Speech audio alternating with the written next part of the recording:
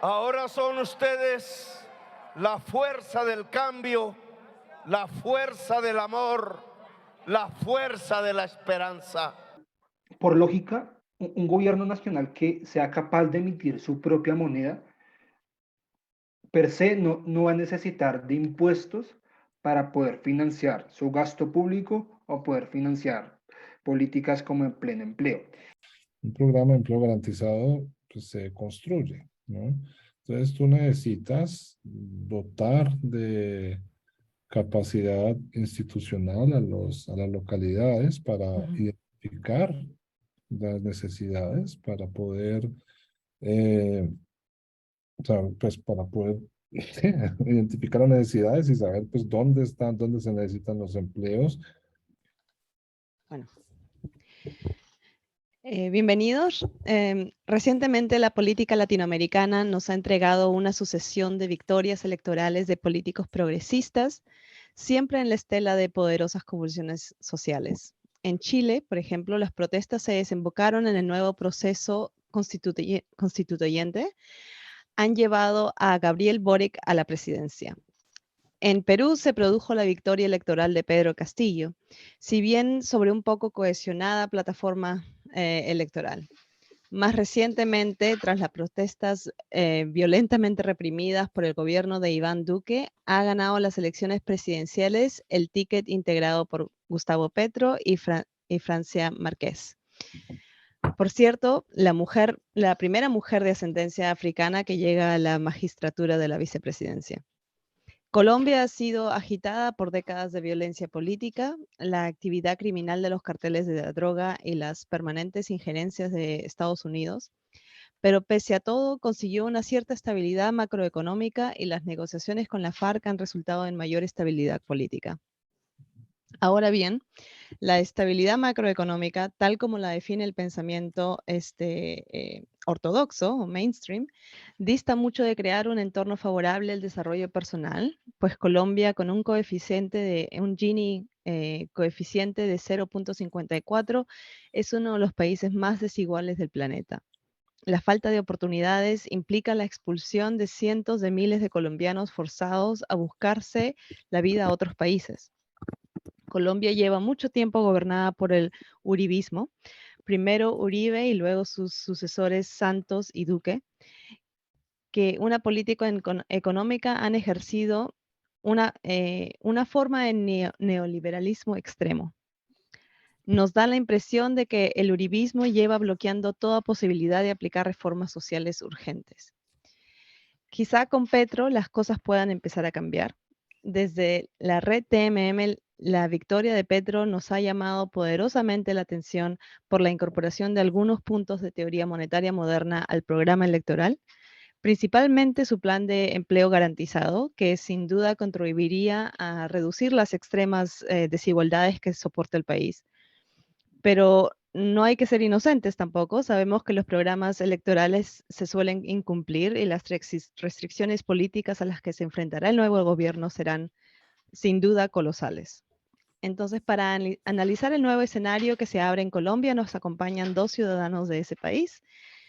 Primero tenemos a Luis Fernando Medina Sierra, estudió Economía en la Universidad de los Andes y Filosofía en la Universidad Nacional de Colombia, y luego obtuvo su doctorado en Economía por la Universidad de Stanford.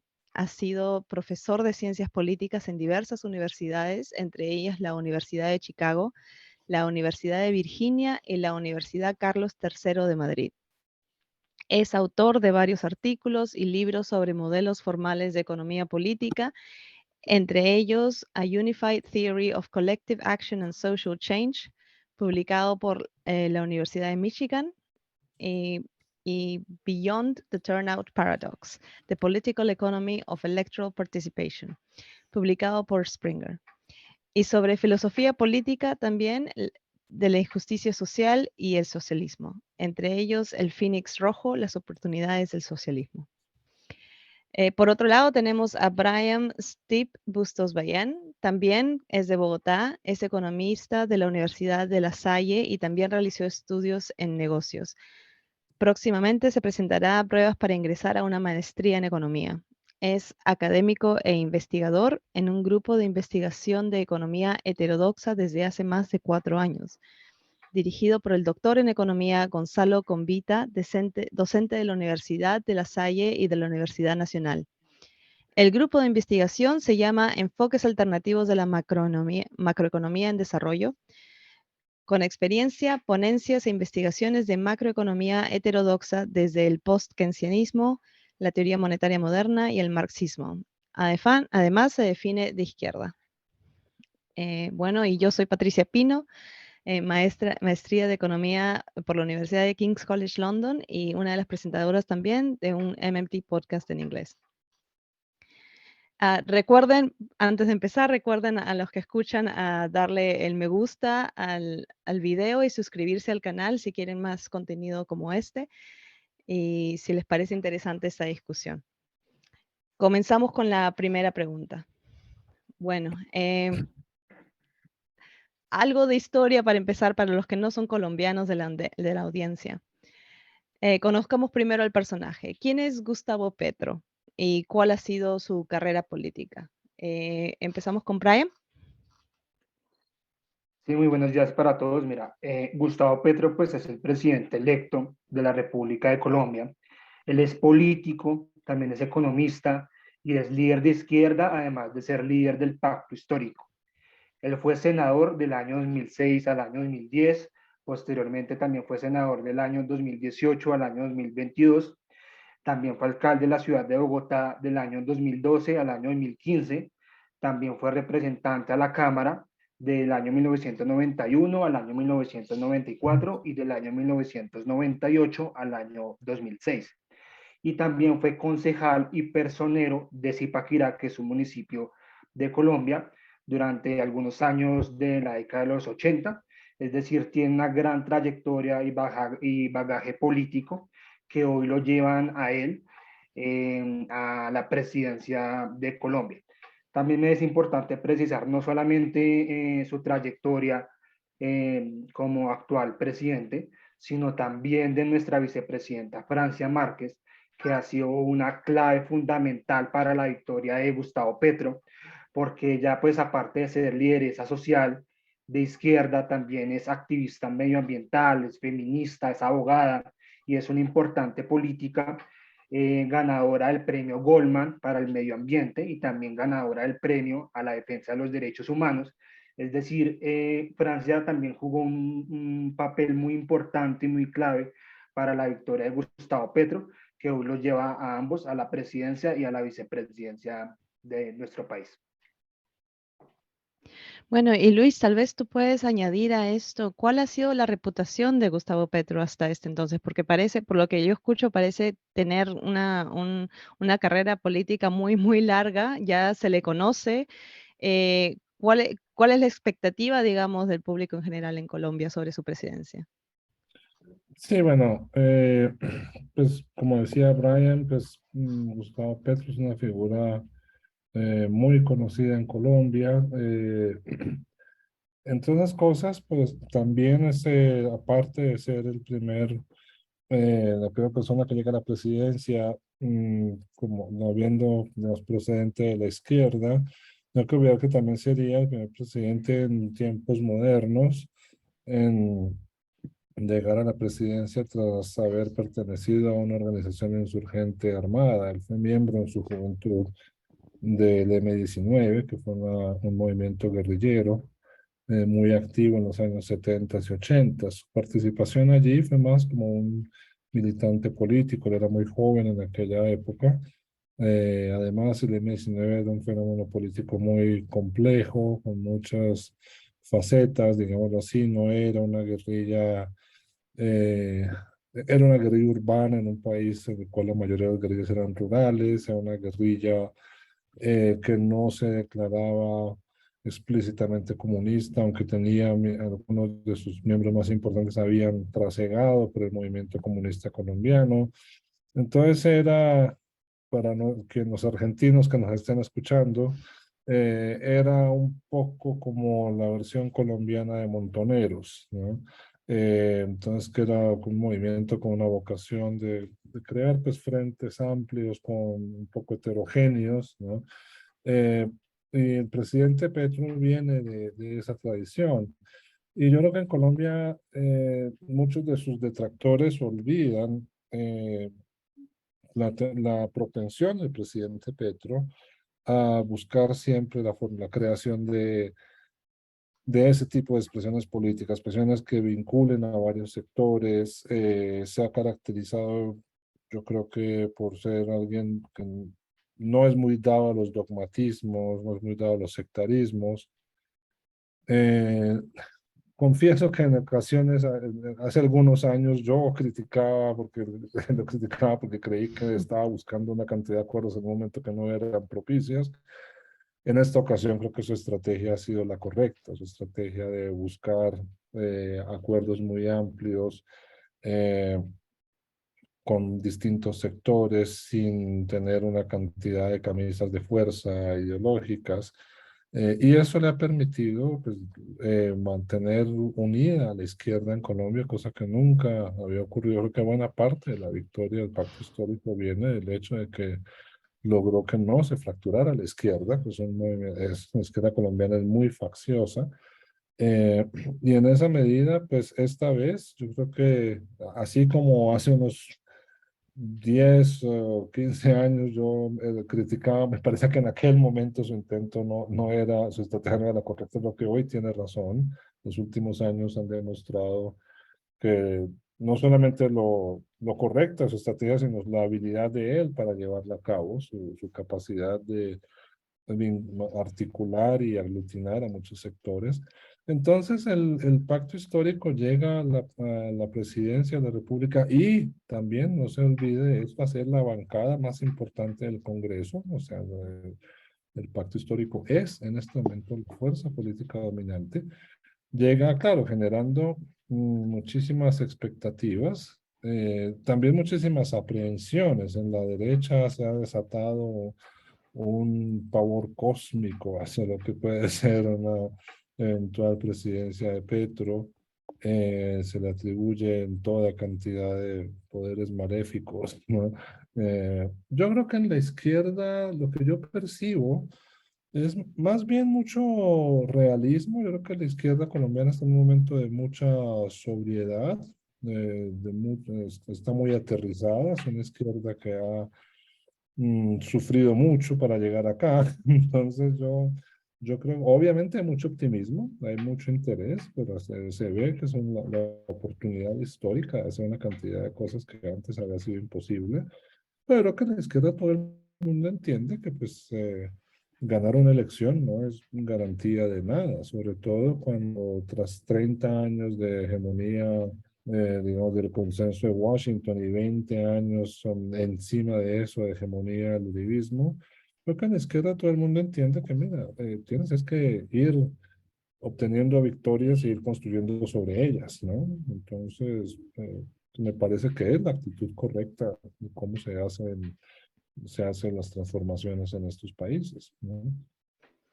Esa, Entonces, es lo que tú hablas de unir a la izquierda, a mí me parece que de por sí es un logro enorme, porque es uno sí, de los obstáculos más grandes que yo veo que la izquierda sufre en Europa, en el Reino Unido y en otras partes de Latinoamérica.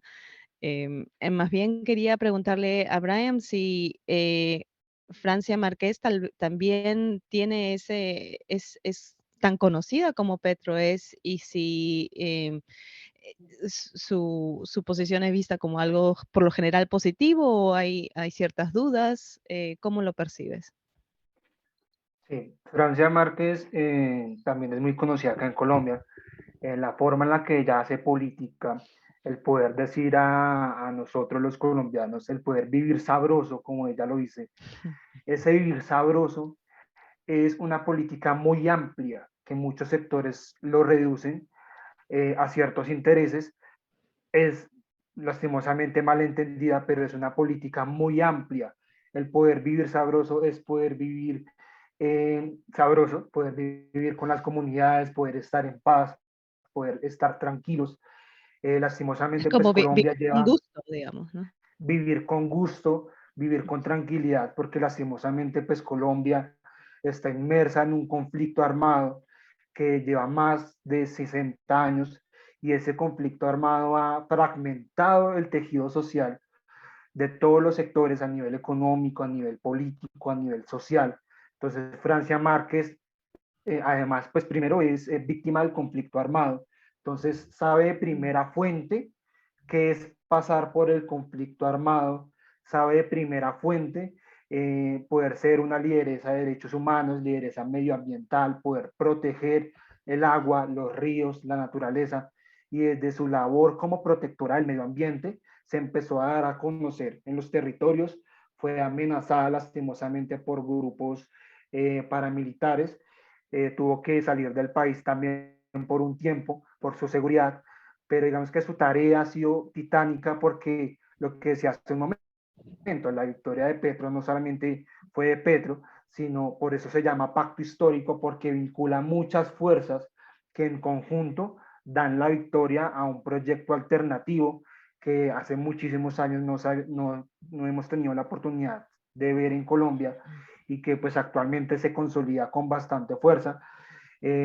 Escuchábamos hace un momento y tienen mucha razón de que lastimosamente el neoliberalismo y las políticas del uribismo llevan cimentados muchos años y están cimentadas también con terceros, es decir, pasó el primer periodo de Uribe, pasó el segundo periodo de Uribe, sin embargo, pues luego llegó el primer periodo de Santos, que fue, digamos que el periodo más uribista, luego llegó el segundo periodo de Santos y finalmente el periodo de Duque, que en mi concepto pues fue completamente desastroso en materia de derechos humanos, que ya lo veremos más adelante, pero sí siento que por lo menos el proyecto político de Francia Márquez fue muy fundamental para la victoria del pacto histórico y para el avance de la izquierda en nuestro país. Wow, entonces tienen muchísimas armas, yo por lo que escucho, pero también siento que entiendo que vienen con cierto pragmatismo, ¿no? Y experiencia para solucionar los problemas que tiene Colombia. Entonces, ¿cómo, para pasar entonces a una descripción de la situación que vive Colombia, tal vez nos podrían dar un poco de historia de la crisis, bueno, la violencia que se ha vivido en Colombia, cómo se ha solucionado, entre comillas, tal vez en tiempos presentes y a qué se van a estar enfrentando el presidente y Francia. Empezamos por Luis. Bueno, sí, a ver, en cuanto a la situación del conflicto armado en Colombia, pues lo que ha ocurrido en los últimos años es que en el 2016 el gobierno de Santos tomó un acuerdo con las FARC, que era la guerrilla más grande y más antigua de Colombia y posiblemente de todo el hemisferio occidental, eh, para la finalización del conflicto. Ese acuerdo,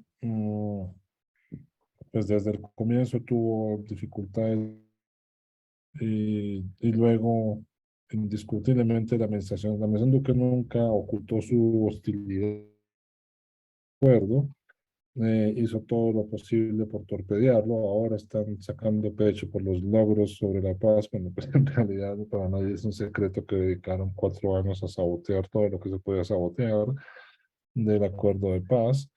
Y como resultado de eso, pues lo que se ha visto es pues que el conflicto ha ido mutando, digámoslo así, hacia, digamos, el grueso de las FARC se desmovilizaron, entregaron las armas, pero entonces surgieron algunas pequeñas disidencias y en el espacio que el Estado colombiano nunca quiso llenar, porque los acuerdos lo comprometían al Estado a llegar a determinadas zonas con una oferta institucional más amplia, no solamente pues, de autoridad militar, sino también pues, de políticas sociales. En esos sitios, en esos espacios que la administración Duque pues, dejó abandonados, el acuerdo de paz supuestamente contemplaba que el Estado colombiano ahora sí iba a llegar a esas regiones con con oferta institucional, con servicios, con instituciones, con justicia,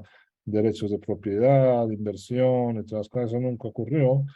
Entonces se han ido generando allí nuevamente espacios de lo que muchos politólogos llaman gobernanza criminal, que es sitios donde tienes pues organizaciones armadas con, en el mejor de los casos, con una agenda política muy vagamente definida, a veces ni siquiera con eso, y pues que ejercen control territorial sobre esas zonas, controlan la vida de esas poblaciones, y esto pues se ha ido extendiendo por todo el país.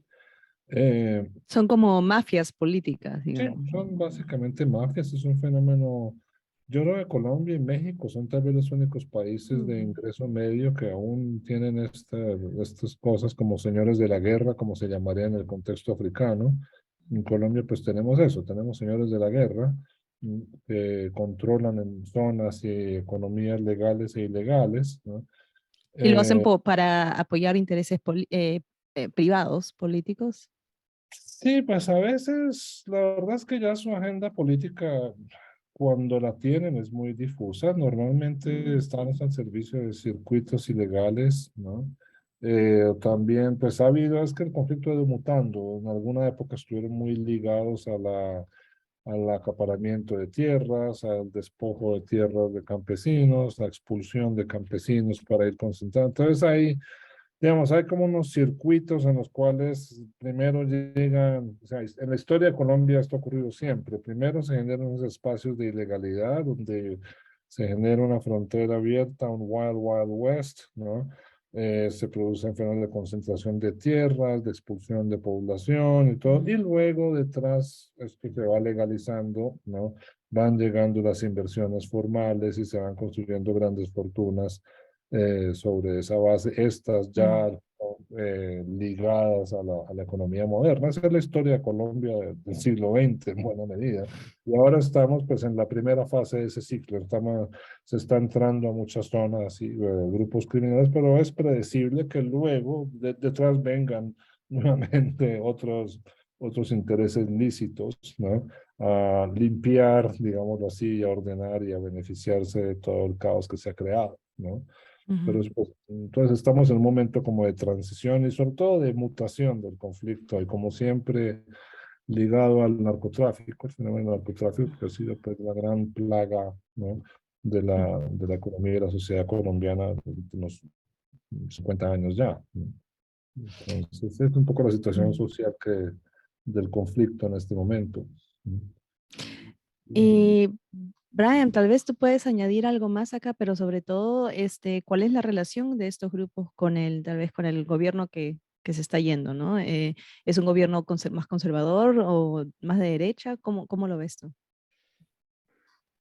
Pues primero quisiera precisar la parte histórica, como veníamos argumentando, pues el conflicto ha venido mutando, es decir, no siempre se ha regido bajo el mismo concepto.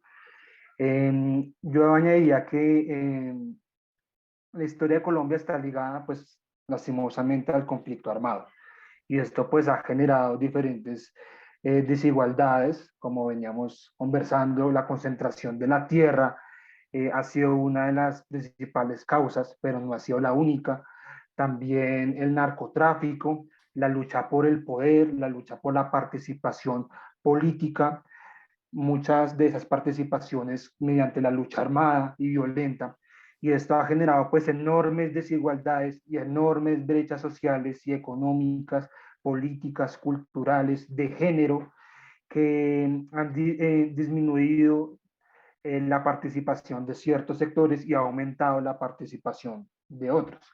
Nos tendríamos que remontar, por ejemplo, al siglo XIX. El Partido Conservador y el Partido Liberal se fundaron durante este siglo y yo siento que es importante precisar este concepto porque mediante sus agendas, en el caso del Partido Conservador, que fue la protección de los intereses de los grandes terratenientes, de los grandes latifundistas, y en el caso del Partido Liberal, pues la protección de los menos favorecidos en un primer comienzo. Estos dos pues son los partidos tradicionales y estas fuerzas pues han digamos que el conflicto entre estas dos fuerzas que se inició en el siglo XIX y también parte del siglo XX, que generaron diferentes guerras civiles, pues desencadenó pues la historia del conflicto armado que hay en el país. Entonces, luego de eso, pues pudimos ver, por ejemplo, lo que se conoce acá en Colombia como el Bogotazo, que fue el asesinato de Jorge Eliezer Gaitán, que era un candidato presidencial liberal en el año 1948. ¿Y qué fue el Bogotazo? El Bogotazo fue a raíz del asesinato de Jorge Eliezer Gaitán, se produjo una serie de asesinatos, de incendios, de grandes olas de violencia en todo el país.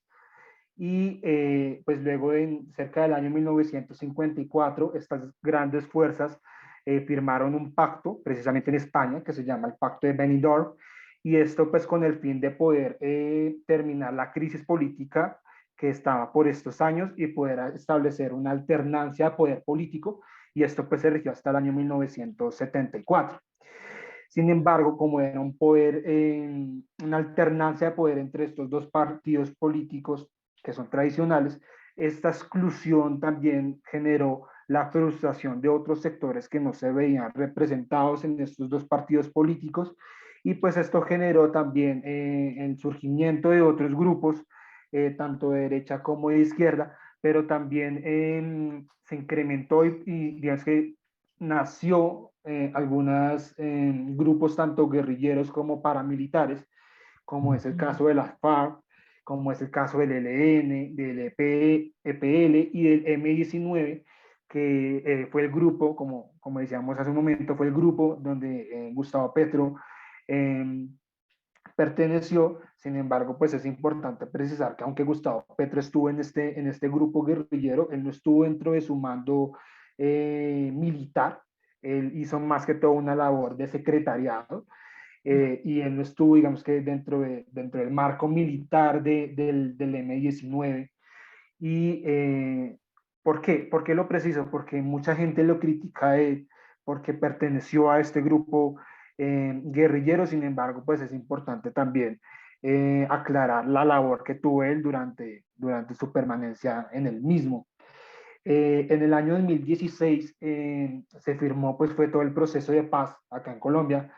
Eh, y también pues es importante también mencionar el proceso que tuvo el M-19 para, tenemos que salir de margen. ¿Por qué? Porque esto dio fruto a la Constitución del año 1991, que también fue impulsada en Aló, gran medida por el movimiento estudiantil que aló, se llamó señor, aló, Sí. ya, aló. como que se Luis, entrecortó. Sí, ya. ¿querías Gracias. añadir algo? No, en este momento no, no es que tuve un problema de señal, pero No, no, por lo está que bien. percibo, lo que dijo Brian, o sea, no, no tengo, creo saber qué dijo Brian y no, no tengo nada que añadir al respecto. Ok. Brian, ¿quieres continuar? Sí, entonces estaba comentando que esto dio fruto de la Constitución del año 1991.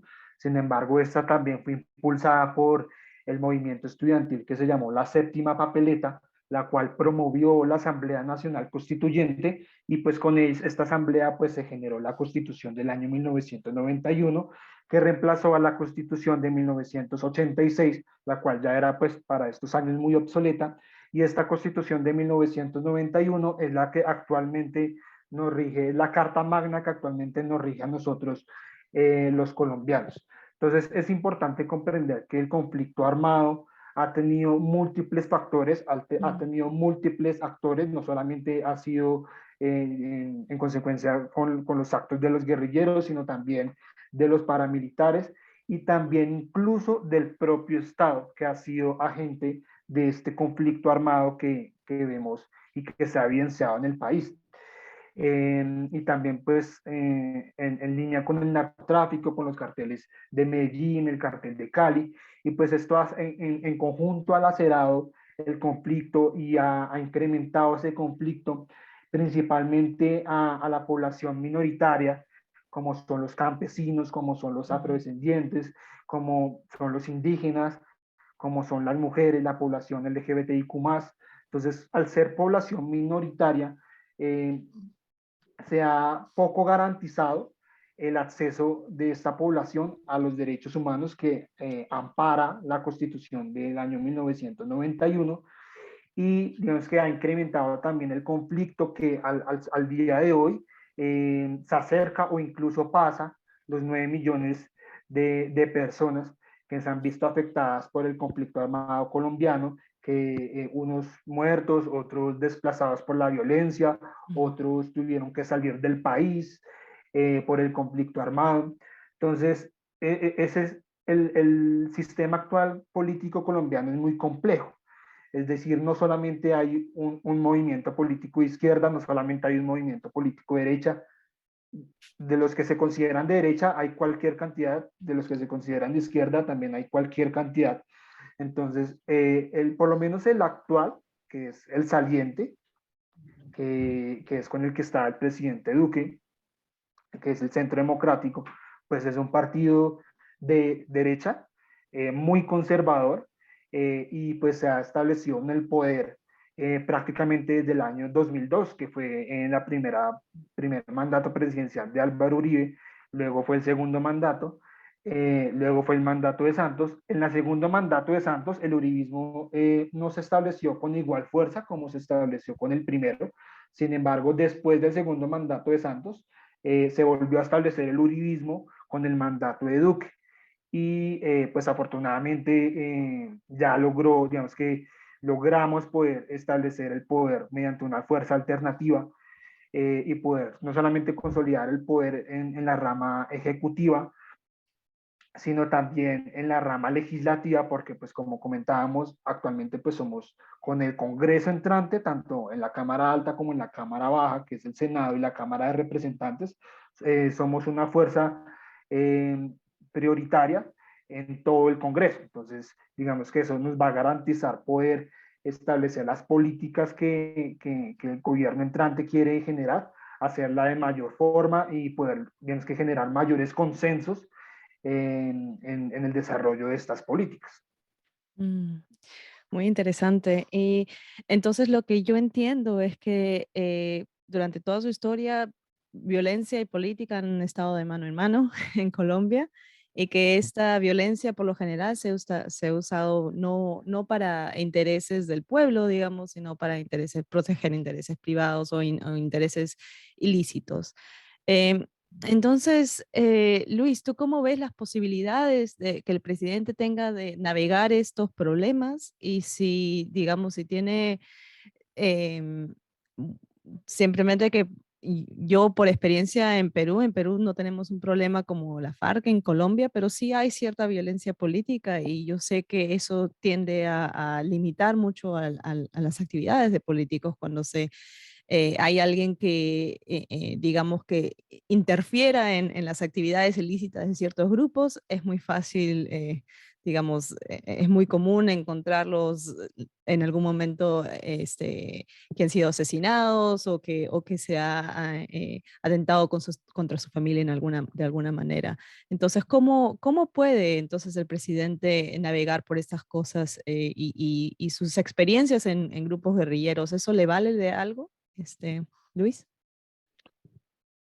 A ver, el presidente Petro ha sido muy enfático en que uno de los puntos centrales de su programa es retomar la senda del acuerdo de paz que se ha firmado en La Habana en el 2016. Ujú, Como ya decía antes, pues ese acuerdo fue, digamos, la opinión pública se dividió en torno a ese acuerdo de paz. En aquel momento las fuerzas de derecha todavía tenían capacidad de generar discurso político dominante, por decirlo así, y entonces fueron capaces de plantearle un desafío muy serio a ese acuerdo de paz, a tal punto que en el 2018 llegan al poder con Iván Duque y el Centro Democrático pues se dedica a torpedear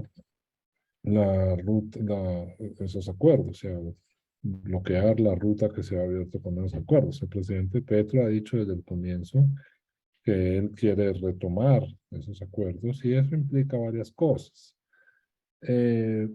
primero implica pues una agenda de reforma, lo que se llamó en su momento reforma rural integral, que, que el gobierno Duque engavetó, ¿no? Entonces, es un intento de reconstruir la economía campesina en las zonas más afectadas por el conflicto. Y simultáneamente, digamos, y por otro lado, bueno, ya entrando más en materia del tema que preguntabas sobre la violencia política, mm, aunque ambos están ligados, por supuesto, él, él ha dicho que está dispuesto a dialogar con el otro grupo armado que se mantuvo recalcitrante, que no quiso ingresar a los diálogos con el gobierno Santos, que es el ELN. El ELN es una guerrilla tan vieja como las FARC, surgieron más o menos por la misma época, en 1964 surgieron las dos en dos regiones distintas del país. El ELN, de hecho, hasta se enorgullece de que ha sido la única guerrilla que nunca ha negociado con el gobierno. Bueno, no es totalmente cierto, ha tenido diálogos con el gobierno, pero sí es cierto que ha sido históricamente la guerrilla más recalcitrante, ¿no? Lo que pasa es que todo apunta que en este momento tiene unos problemas de cohesión interna muy complejos. Entonces, tiene una dirigencia política que en este momento se encuentra fundamentalmente en La Habana tras un intento fallido de diálogo con la administración Santos. Y es una dirigencia que se ha mostrado mucho más abierta a las conversaciones con el gobierno y todo. Pero en el terreno, sobre todo en la frontera con Venezuela, parece que muchas de sus unidades no están tan interesadas en esto. Entonces, va a ser difícil el diálogo con el ELN. Me parece que tiene razón el presidente Petro en que hay que intentarlo, ¿no? Eh, Pero pero debe tener plan B, me imagino, ¿no? pues, siempre se entra a los diálogos con un plan B, ¿no? Pero yo creo que tampoco el plan B tampoco conviene divulgarlo y activarlo muy rápido, porque si no, pues vas envenenando el clima de los diálogos, ¿no? Entonces, yo creo Claro. que el presidente, de hecho, tal vez fue un error que se ha cometido muchas veces en Colombia, es que los gobiernos dicen vamos a dialogar, y a la primera dificultad dicen, no, esto se acabó, igual tenemos un plan B, un excelente plan B que consiste en la derrota total y absoluta de las guerrillas. ¿Qué ocurre? Pues la famosa derrota total y absoluta no ocurre, se demora 10, 15 años, cuesta millones de dólares, y entonces, bueno, entonces a veces es como, oye, pues mejor tener un poquito de paciencia, ¿no? Yo creo que el presidente Petro, pues como él mismo fue insurgente, debe conocer un poco más estas dinámicas. Claro, el ELN viene una cosmovisión muy distinta a la del M-19. El ELN, eh, en sus orígenes, fue una guerrilla foquista, típica guerrilla de los 60, inspirada en la Revolución Cubana. Luego tuvo un desastre militar en el 75, lo que llamó la Operación Anorí, donde quedó casi aniquilado. Y luego se fue reconstruyendo, pues abandonaron su línea foquista, pero se fueron como gravitando más hacia una línea, yo no sé cómo describirla. Primero ellos mismos dicen, se volvieron muy como lo que funcione sobre el terreno, ir desarrollando presencia en las regiones, sobre todo en zonas petroleras, ¿no? Eh, pero digamos, tal vez a ellos no les guste que no lo diga, pero tal vez se parece más a una noción de guerra popular prolongada, ¿no? De ir generando presencia en los territorios, aunque nunca se han declarado maoístas, pero que es un poco eso lo que han venido haciendo, ¿no? No parecen tener una agenda insurreccional de corto plazo, ¿no? Pero obviamente en esos casos, cuando te embarcas en esa dinámica, pues ya te expones a fenómenos de corrupción y criminalización de tus grupos armados. Entonces, pues ya, obviamente tras 20, 30 años, pues se van perdiendo la cohesión política. Entonces, va a ser muy complejo dialogar con el ELN. Creo que hace bien el presidente Petro en intentarlo. Pues el presidente Santos en las postrimerías de su cuatrienio lo intentó, le faltó paciencia. Esas conversaciones se rompieron. Yo creo que en buena medida tal vez, hubo algo de intransigencia de parte del gobierno, pero bueno, hay que intentarlo de nuevo sin hacerse. Yo honestamente no me hago muchas ilusiones y además porque si se lograra desmovilizar al ELN, que sería un gran paso adelante, quedaría el reto de la cantidad de grupos y milicias armadas, como decía antes, de señores de la guerra que no le responden a nadie. Mm. eh, Están por todo el territorio nacional y pues capturando rentas de lícitas e ilícitas, ¿no? Entonces ya estás entrando en un proceso de construcción de Estado en últimas, pues un poco como lo que tocó hacer en Europa en el siglo XIX, Claro, ¿no? construcción de instituciones, ¿no? Sí, exacto. Y Mm. Colombia no está en el siglo XXI ya con el ingreso per cápita que tiene Colombia, pero no hemos podido hacer lo que sí logró España en 1870 y 80, cuando ya acabaron con el fenómeno del bandidismo, el bandolerismo, ¿no? En Colombia esa historia sigue, ¿no? Y posiblemente pues, seguirá por mucho tiempo hasta que no se logre consolidar un modelo de economía rural más estable. Y en ese sentido, pues por eso también es muy importante con lo que comencé, y es la importancia de revitalizar la economía campesina, que era uno de los puntos de la agenda del acuerdo de paz. El presidente Petro ha dicho que está muy comprometido con ese punto. Entonces, que quiere empezar a ponerle orden pues, a la economía rural colombiana, que siempre ha sido una caldo de cultivo de todo tipo de fenómenos de informalidad y de criminalidad, ¿no? Mm. Entonces, en ese sentido, pues las dos cosas van juntas. Ponerle orden a la economía rural colombiana sería un primer paso para ponerle fin a los ciclos de violencia política en el campo. Muy interesante.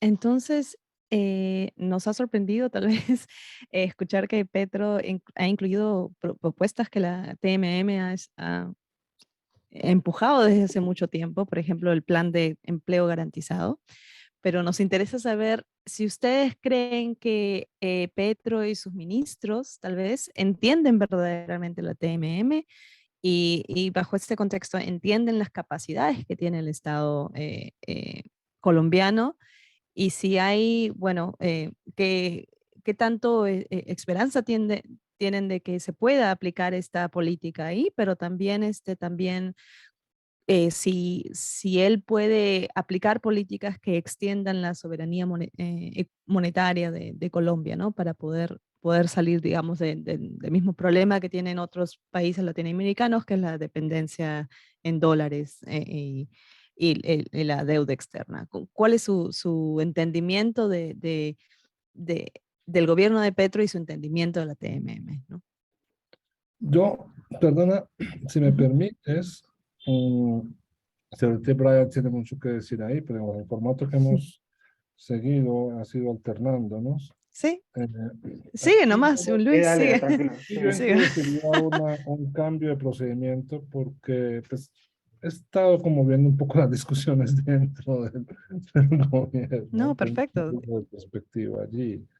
Entonces, Mm, hombre, por supuesto, la campaña del Pacto Histórico mm, abrazó la causa del empleo garantizado y eso la hemos defendido dentro del programa general y creo que va a haber un esfuerzo muy grande por construir la institucionalidad para eso. Es que no se nos olvida que los programas de empleo garantizado no se declaran, se construyen, ¿no? Es un proceso muy lento de ir generando la capacidad institucional, sobre todo en los municipios, en las localidades, para hacer algo así.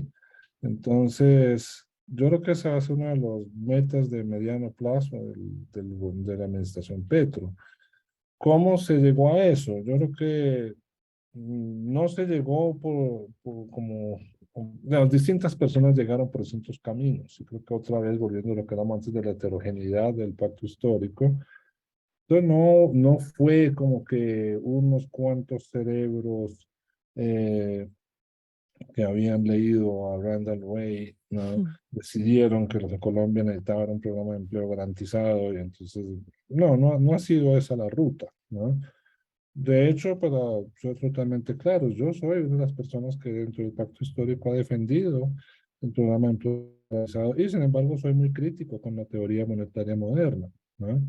Entonces, y eso mismo ocurre con otras personas. No veo en el equipo, o sea, en el equipo económico que está surgiendo ahora, pues, primero no hay mucha discusión dogmática sobre la teoría monetaria moderna, sus fortalezas o debilidades, sino más bien interés como por sacar adelante la agenda, ¿no? Ujú, Entonces, en cuanto a la situación económica de la capacidad del Estado colombiano de actuar, en este momento pues nos agarra la coyuntura un poco delicada porque como resultado de la pandemia, primero, dos cosas. Una, hay un problema crónico de, de incapacidad del Estado colombiano de financiarse, ¿no? Y entonces ha ido acumulando deuda con el tiempo y lo cual se disparó con la pandemia, ¿no? Ahora, los niveles de deuda en este momento pues no son de pánico. Colombia tiene una deuda externa en 60 y pico claro, una deuda pública en 60 y pico por ciento, que no, en condiciones normales no tiene por qué generar un pánico, ¿no? Sí o sea, puede generar cierta inquietud. Me parece un poco, o sea, un poco curioso ya que hablamos de soberanía monetaria y estas cosas. Colombia, el otro día en una reunión con el Banco de la República nos mostraban los datos y se ve que en los últimos, antes de la pandemia, Colombia había venido, curiosamente, con cierto éxito, especificando su deuda, ¿no? La deuda colombiana, externa colombiana, el 70% está denominada en pesos, ¿no? Eh, Sin embargo, ese logro se ha ido erosionando con la pandemia. Entonces, ya hoy en día creo que el nivel de especificación de la deuda, cuánto está denominada en pesos, ya está como apenas por encima del 50%, ¿no? Entonces, eso pues va a limitar un poco el margen de maniobra a corto plazo, ¿no? Por eso yo creo que la administración Petro, y confieso, yo soy una de las personas que ha sido más vociferante en ese sentido, hemos venido insistiendo en la necesidad de un pacto fiscal, ¿no? Una reforma fiscal estructural que aumente la capacidad de tributación del Estado colombiano, ¿no? Precisamente para estabilizar las finanzas y poder lanzar los planes de inversión pública necesarios para el programa de empleo garantizado, entre otras cosas, porque hay muchas más agendas de transformación productiva, pero una de ellas sí es la voluntad de crear un programa de empleo garantizado, ¿no? Entonces, Bueno, voy a querer decir algo, no sé. en países latinoamericanos lo que yo veo es siempre, cuando se habla de una crisis de finanzas, se habla de la cantidad de reservas y digamos, la habilidad del Estado de mantener cierta estabilidad en el cambio, en el intercambio de moneda. Sí, Y yo no sé si por el momento, por ejemplo, Colombia tiene un cambio fijo o está flotando. Me imagino que está flotando, como muchos países en el área lo están haciendo. Pero yo diría que, digamos, el empleo garantizado puede a la vez ser como arma justamente para reducir esa dependencia, ¿no? Mientras que sea, digamos, implementado de la manera correcta. Yo no he visto muchos detalles sobre cómo son, cómo se piensa en verdad implementar este trabajo garantizado, pero una de las cosas que yo he visto otros economistas latinoamericanos proponer es, por ejemplo, poner restricciones sobre la clase de empleo que puede ingresarse en este programa, que sea empleo que se base en recursos locales, ¿no? Que no implique, digamos, incrementar las importaciones de cosas, sino que se base en usar mano de obra que esté en Colombia, pero también materiales y cosas que Colombia tenga, ¿no? Eso sería una manera de abordarlo, pero sí, yo entiendo que esto sea, que digamos, que las finanzas sean de interés particular a economías latinoamericanas por la preocupación sobre el intercambio de moneda. ¿Cuál sería tu opinión sobre esto, Brian? De los procesos económicos de Colombia son centralizados. Entonces, esa centralización limita bastante el poder actuar a los territorios. Entonces, yo considero que el poder descentralizar ciertos procesos económicos y darles esa autonomía a los municipios para que puedan actuar con base en sus necesidades es muy importante, porque quien conoce las necesidades de sus municipios no precisamente desde el gobierno central, sino los propios habitantes de sus municipios son los que conocen las necesidades de sus territorios. Entonces, yo considero que la descentralización del poder y la descentralización de estas políticas son muy importantes porque permite mayor capacidad para poder ejercer estas políticas de pleno empleo. Digamos que, como tal, por lógica, un gobierno nacional que sea capaz de emitir su propia moneda, per se no va a necesitar de impuestos para poder financiar su gasto público o poder financiar políticas como en pleno empleo. ¿Qué pasa? Que estos impuestos son necesarios, primero porque pues, van a permitir la demanda de la moneda del Estado, y segundo, porque va a permitir una mayor distribución, porque pues, los ingresos son muy concentrados, entonces va a permitir una mayor redistribución de los ingresos, pero propiamente no son tan importantes para financiar per se el gasto público, porque el gobierno tiene esa facultad para poder emitir su propia moneda y poder financiar el pleno empleo. Sin embargo, pues esto no es tan fácil porque pues venimos alineados, Colombia viene alineada a un modelo neoliberal, a unas instituciones bastante conservadoras que, digamos que en primera instancia no irían a permitir tan fácil el cambio de modelo, aunque se intente. Tocaría ver si es muy factible, pero siento que por lo menos el gobierno Petro sí tiene las propuestas necesarias para poder cambiar el modelo actual. Yo lo defino como un modelo feudal, porque digamos que se pareciera como en la Edad Media en muchos aspectos. Y ese cambio de modelo extractivista a un cambio de modelo más productivo es lo que yo siento que nos va a permitir pues generar precisamente ese cambio. Digamos que el programa de empleo garantizado pues tiene ciertas características que permitirán poder encontrar ese empleo a ciertos grupos, a ciertas poblaciones, como son las jóvenes, las mujeres, los trabajadores informales. La informalidad en Colombia, pues digamos que es bastante grande, las economías populares.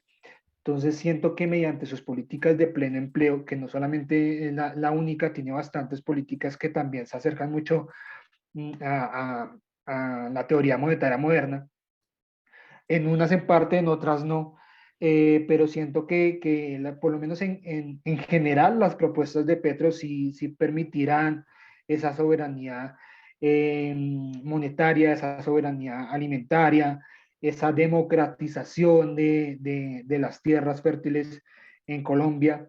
Y muchos confunden la palabra democratización con expropiación. Son términos bastante diferentes. Acá en Colombia la derecha dice es que esa democratización va a ser la expropiación de las tierras. Sin embargo, es muy diferente porque lo que se quiere es que esas tierras que son improductivas actualmente permitan ser productivas, y eso pues para el beneficio de toda la economía en general. En primera medida no es fácil porque digamos que si uno revisa la balanza comercial de Colombia, las exportaciones de petróleo principalmente pues abarca gran porcentaje, aparte pues obviamente el narcotráfico, que muy poco se cuenta, pero sí siento que ese cambio de modelo a una economía productiva es lo que se requiere actualmente para Colombia, y pues para que sea mucho más formal, pueda abarcar muchos, en gran medida los territorios y no sea tan concentrado. Entonces sí siento que por lo menos las propuestas que se van a implementar en las diferentes reformas, sí siento que son importantes y sí siento que permiten el cambio del modelo extractivista que actualmente. A ver, yo creo que la gente, por lo menos en Colombia, durante la campaña, creo que hubo un malentendido o inclusive una difamación casi sobre las propuestas de empleo garantizado, en la medida en que lo que la campaña del Pacto Histórico ha venido diciendo es, como decía antes, un programa de empleo garantizado pues, se construye, ¿no? Entonces tú necesitas dotar de capacidad institucional a las localidades para Ujú, identificar las necesidades, para poder, eh, o sea, pues para poder sí, identificar las necesidades y saber pues dónde se necesitan los empleos. Eh, Una pregunta, porque siempre, perdón por interrumpir, pero siempre escucho hablar de construir capacidad institucional y se conversa y se discute muchísimo, pero nunca he escuchado a alguien explicar exactamente cómo se hace eso. ¿Cuál es Pues el a ver, proceso? primero tienes que entender, en Colombia, para bien y para mal, tenemos un sistema de descentralización que le da autonomía a los municipios en muchísimas cosas, ¿no? Ujú, Entonces, eso podemos hacer otro podcast sobre si eso es bueno o malo. Yo no tengo muy claro qué pienso al respecto, pero es una realidad, ¿no? Los municipios tienen autonomía en muchísimas cosas, ¿no? Entonces, tú lo que puedes hacer desde el gobierno es darles facilidades e incentivos financieros para que vayan creando ellos los programas de empleo de emergencia o empleo garantizado ujú, que sean necesarios. Y puedes, pues muy amablemente, irlos orientando por esa vía, pero tú no puedes desde Bogotá, bueno, puedes hacerlo, pero te va a ser un desastre. Puedes decretar un programa de empleo garantizado el 8 de agosto, eh, pero no sabes dónde se necesita la gente, dónde están los desempleados, no sabes qué los pones a hacer, no sabes qué capacidades tienen. Entonces, por eso tienes que, pues, con paciencia y buen pulso, tratar de eso, darle incentivos a los municipios para que vayan ellos creando esos programas. Se puede avanzar mucho. Yo creo que si se desarrolla un buen esquema de cofinanciación, por ejemplo, yo creo que el gobierno central les puede decir a los municipios, mire, si usted crea este programa y usted me muestra planes de empleo, ¿no? Donde usted ya ha identificado las necesidades y ya sabe cómo los va a hacer, pues entonces nosotros estamos dispuestos a ayudar con la financiación. Alguna parte tal vez deba proceder de sus finanzas locales. Tenemos un enorme problema con la debilidad de las finanzas locales en Colombia. Nunca, digamos, tenemos 40 años de descentralización, pero nunca hemos resuelto el dilema de qué hacer con las finanzas locales. Nunca hemos optado, ¿sabes? Nunca optaremos por la versión norteamericana de Sink or Swim, ¿no? De que mira, tú te encargas de tus finanzas y generamos competencia entre municipios, y ustedes verán. Eso es lo que nunca lo vamos a hacer en Colombia. Nunca lo hemos hecho y creo ujú. que no lo vamos a hacer, ¿no? Entonces siempre vamos a estar con este dilema de, bueno, hay que darle autonomía, hay que respetar la autonomía, pero ¿qué tanto?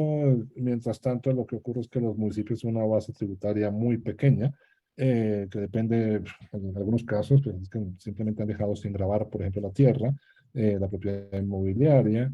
Entonces, pero bueno, sobre esas limitaciones, pues el gobierno central puede decir, bueno, listo, yo les ayudo un poco y si veo que ustedes están haciendo la tarea, pues yo puedo cofinanciar y puedo inyectar dinero para un programa de ese tipo, ¿no? Entonces, pero pues claro, la labor es una labor ardua de construcción de instituciones. Yo creo que sería pues eso, ponerle a los municipios la tarea, darle los incentivos y darles un poquito, o sea, no los puedes obligar, ¿no? En Colombia es muy difícil obligar a los municipios a hacer algo, ¿no?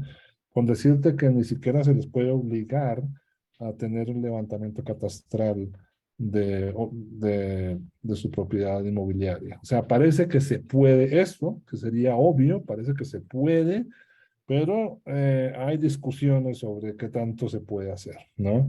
Mm. Y si los obligas, o inclusive si los obligas a tener levantamiento catastral, está claro que no los puedes obligar a utilizar ese levantamiento catastral como base para cobrar impuestos sobre la propiedad inmobiliaria, ¿no?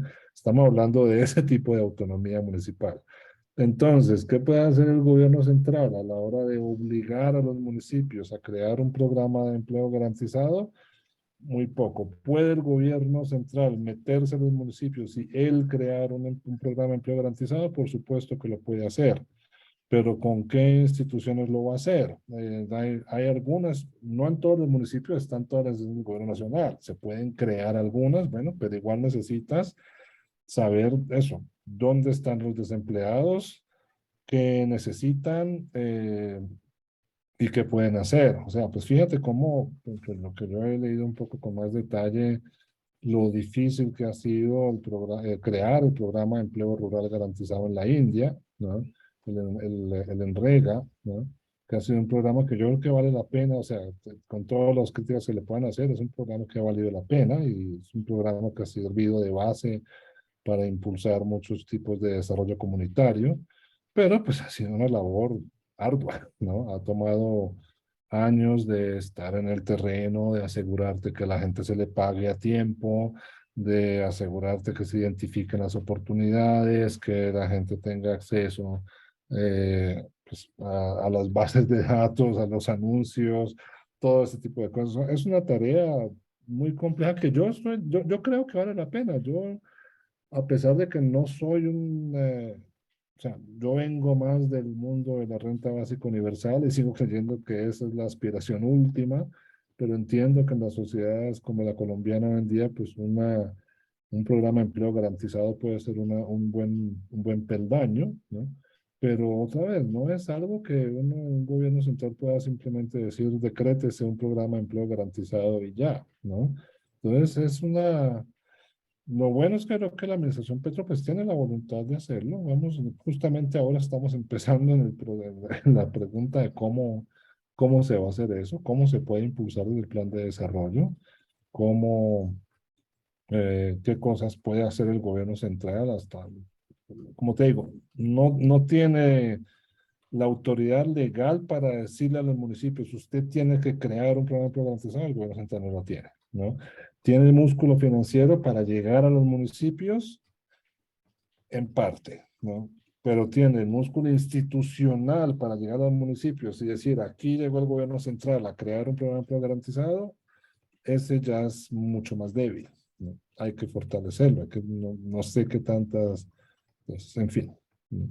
A mí siempre me sorprende cuando hablo con economistas latinoamericanos cuánto en común tenemos en los problemas que tienen todos los varios países. Y la verdad me gustaría quedarme mucho más tiempo conversando acerca de las ideas como para construir institucionalidad, el luchar contra el narcotráfico, que como Brian dice, también es una parte muy grande de la economía de Perú y de la economía de Colombia y no se habla mucho del efecto macroeconómico que eso tiene, ¿no?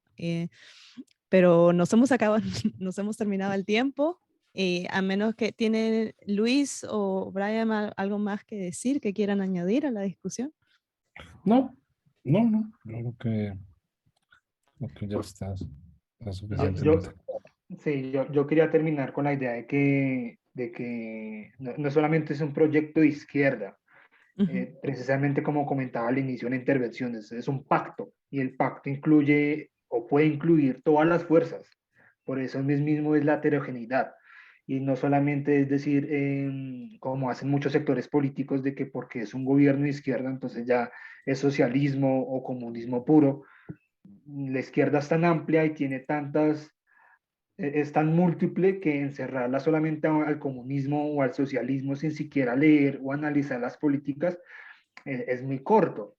Eh, Personalmente no considero que las propuestas de Petro no son ni socialistas ni comunistas, se acercan mucho al progresismo pero la diferencia al comunismo pues es muy amplia. Entonces, la invitación mía es poder construir, reconstruir ese tejido social y cómo se reconstruye, pues con acuerdos y esos acuerdos se generan en sociedad, poder reconstruir ese tejido social que lastimosamente ha sido damnificado pues por el conflicto armado y ha sido damnificado por toda la historia que hemos tenido en Colombia, pero pues la idea es poder volverla a reconstruir, no solamente criticarla y estar de una forma radical en oposición como hacen muchos sectores, sino tener esa capacidad de discernimiento y análisis para poder beneficiar a las comunidades que han sido tan perjudicadas en el conflicto armado, los indígenas, los campesinos, las mujeres, los afro, LGBTIQ+, etcétera. Son tantos que han sido damnificados que encerrarlos en unos pocos me quedaría muy corto. Entonces la invitación es poder construir esos consensos y poder tejer ese tejido social nuevamente en nuestro país. Muchas gracias. Y con eso les quiero agradecer a los dos muchísimo por estar acá y por su contribución. Y a la audiencia quería recordarle que hagan clic en me gusta y suscribirse al canal. Y también si quieren apoyarnos más, tal vez se unan con una suscripción a la cuenta de Patreon, cuyo enlace les facilitamos en el texto del video. Bueno, me despido y nuevamente muchas gracias a Luis y Brian por su presencia. Muchas gracias. Muchas Muchas gracias. gracias a ustedes por la invitación.